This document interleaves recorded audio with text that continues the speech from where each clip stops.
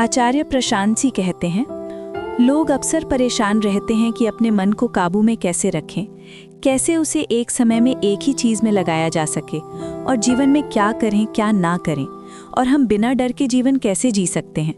अगर हम जानते हैं कि मृत्यु तो आनी ही है, तो हर पल मौत के डर के बिना एक डरमुक्त जीवन कैसे जी सकते हैं।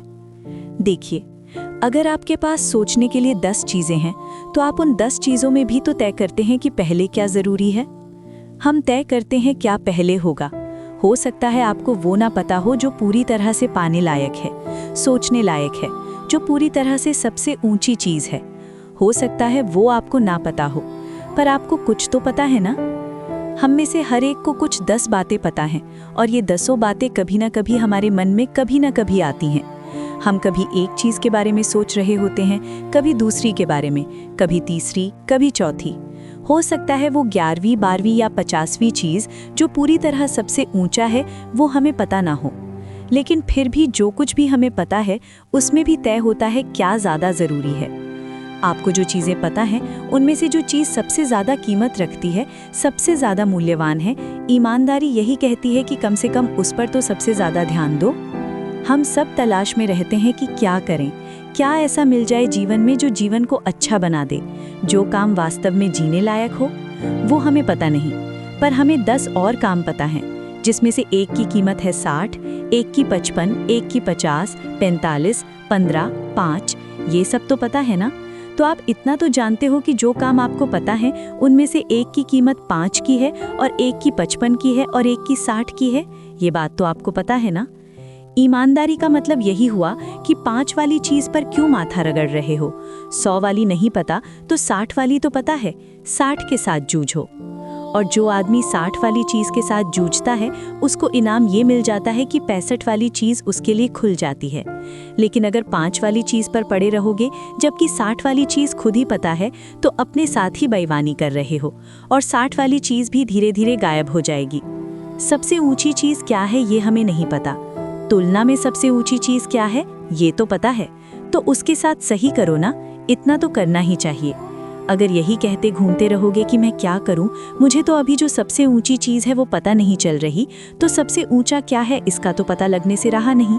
इसलिए आपको जितना मिल रहा है उसमें आगे बढ़ते रहो।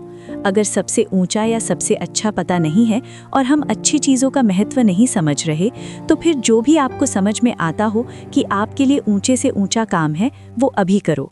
उसको अगर करोगे, जान लगाकर करोगे, तो जैसा कहा 60 का करोगे तो 65 खुल जाएगा, 65 में डूबोगे तो 70 खुल जाएगा। आगे की कहानी खुद ही सोच लो, और नहीं कोई और रास्ता है। जिनको हम कहते हैं कि दुनिया के ऊंचे से ऊंचे लोग हुए हैं, किसी भी क्षेत्र के, अध्यात्म के हों, विज्ञान के हों, खेल के हों, राजनीति के हों, दुनिया की किसी भी क्षेत्र के जो महान लोग हुए हैं, वो सब ऐसे ही तलाशते तलाशते ठोकर खाते हुए कदम दर कदम बढ़े हैं। सब ने मेहनत की है, मेहनत का कोई विकल्प नहीं होता। ये जो अचानक समझ आता है ऐसी कोई चीज़ होती नहीं है। उसी तरह आप सोचो कि कोई ध्यान करने वाला पेड़ के नीचे बैठा है और अचानक उसे ज्ञान मिल गया, तो ऐसा होता नहीं है। ये सब किस्से कहानियों की बात है। आपको सीढ़ी दर सीढ़ी तरक्की करनी होती है। जो आदमी एक एक कदम मेहनत करने को तैयार नहीं है और सोच रहा है कि अचानक कुछ हो जाएगा, उसका कुछ नहीं हो सकता। और मौत का डर, इतनी फुर्सत क्यों है कि सोचते रहो मरने वाला हूँ। मौत से डरोगे तो तब ना जब मौत के बारे में सोचोगे। जिंदगी में इतना खालीपन, या ज़मीनी भाषा में कहूँ तो इतना आलस्य है क्यों कि बैठे बैठे यही विचार रहे हो कि मौत कब आएगी। जिंदगी इसलिए मिली है कि उसे पूरा जी लो, इसलिए थोड़े ही मिली है कि जीते जी भी मौत के बारे में सोचे जा रहे हो। मौत के बारे में सोचना नहीं होता। क्या करोगे मौत के बारे में सोचकर? तुम मरे तो हो नहीं, तो तुम्हें कैसे पता कि मौत कैसी होती है। हाँ, इतना तुम्हें पता है कि जीवन का अंत होता है। मौत को तुम नहीं जानते, जीवन के अंत को जानते हो। एक बार ये जान गई कि जीवन का अंत होता है, अब सोचे क्या जा रहे हो। अब तो बहुत बड़ी बात पता चल गई कि तुम्हें जो जीवन मिला है वो खत्म होगा ही होगा। जीवन माने घड़ी चल रही है, ये घड़ी कभी न कभी रुकनी है। ये बात समझ में आ गई, अब सोचते थोड़े ही रहोगे। जब आप बैठते हो कोई परीक्षा देने, तो एक बार देख लेते हो कि कितना समय मिला है शीट भरने के लिए। मान लीजिए 2 घंटे मिले हैं, तो क्या 2 घंटे में बैठकर यही सोचते रहोगे कि कितने मिनट बचे हैं, या फिर अब काम करोगे? जान तो गए ना कि मर जाना है। कोई 30 में मरेगा, कोई 50 में, कोई 90 में। अब ये पता है कि मर जाना है।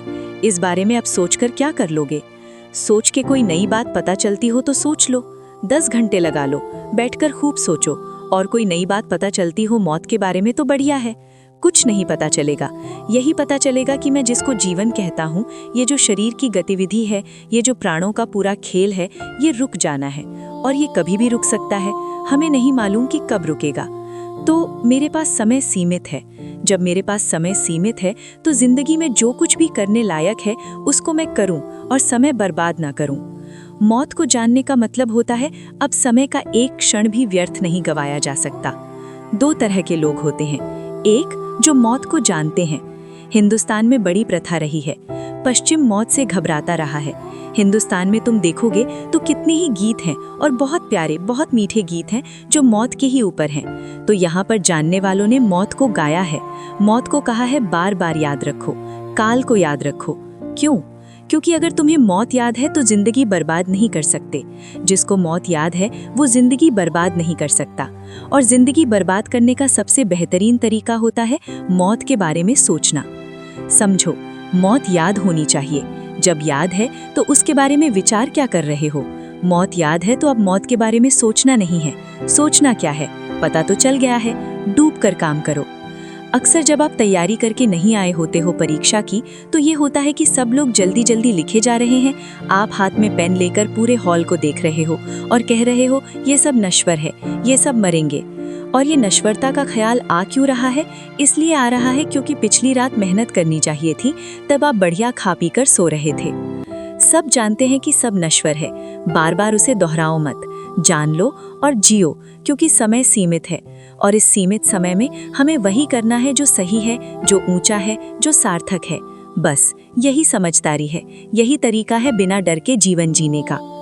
आप सुन रहे थे सही दिशा, जहां हम आचार्य प्रशांत जी की कही हुई बातों पर चर्चा करते हैं। धन्यवाद।